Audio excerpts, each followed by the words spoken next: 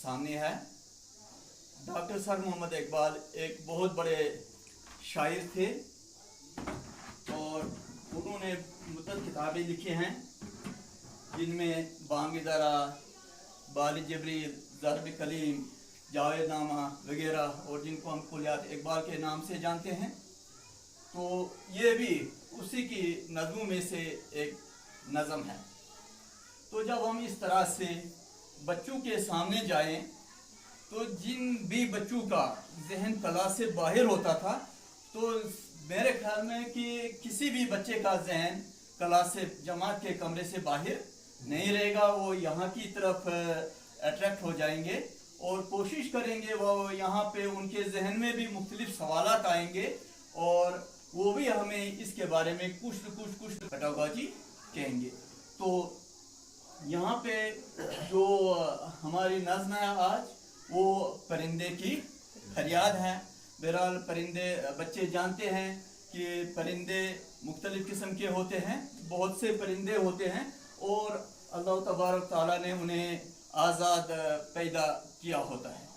लेकिन कभी इंसान अपनी लालच में आकर या शौक की बिना पर किसी भी वजह से उनको पकड़ के अपने पास रखता है।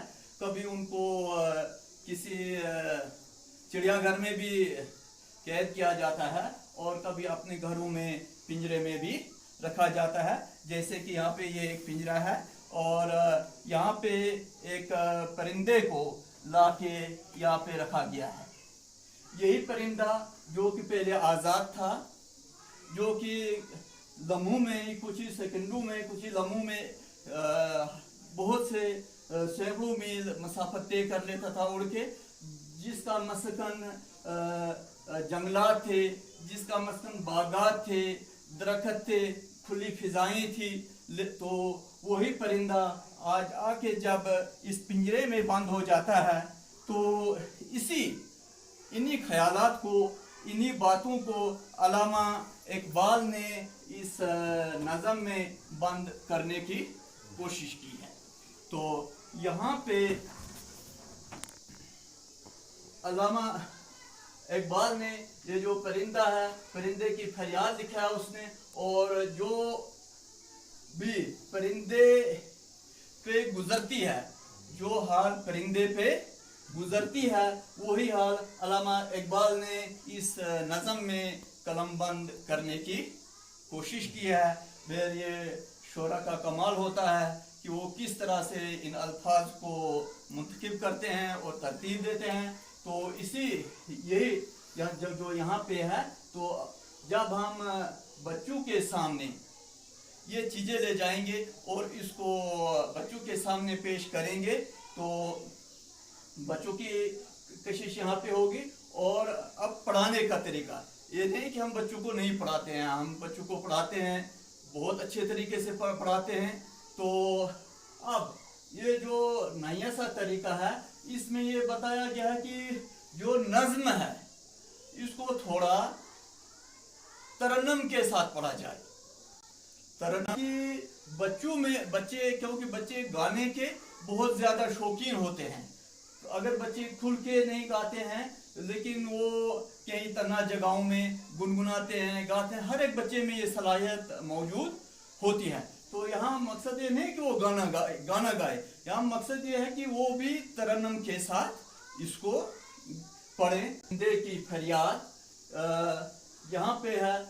आता है याद मुझको गुजरा हुआ ज़माना, आता है याद वो बाग की बहारें, वो सब कच्चे चिहाना।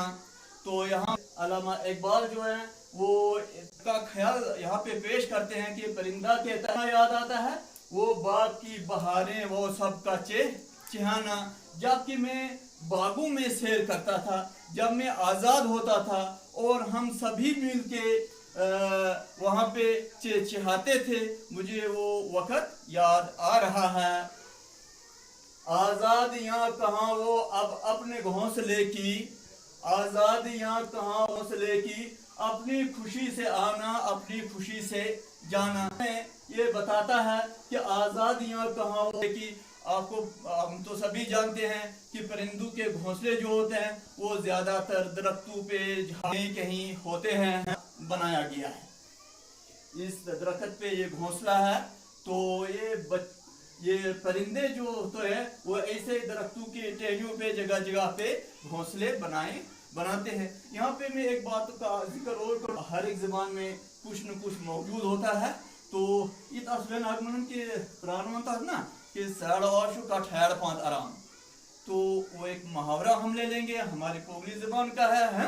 तो यही पे अब ये परिंदा कहता है, यही परिंदा कहता है जो किसको पिंजरे में बंद है कि मैं आज़ाद होता था। अब वो मेरे अपनी आज़ादियाँ कहाँ मिलेंगी जब मैं अपने घोंसले में होता था, और जहाँ पे कि मैं खुशी से आता भी था और खुशी से जाता भी था, अपनी मर्जी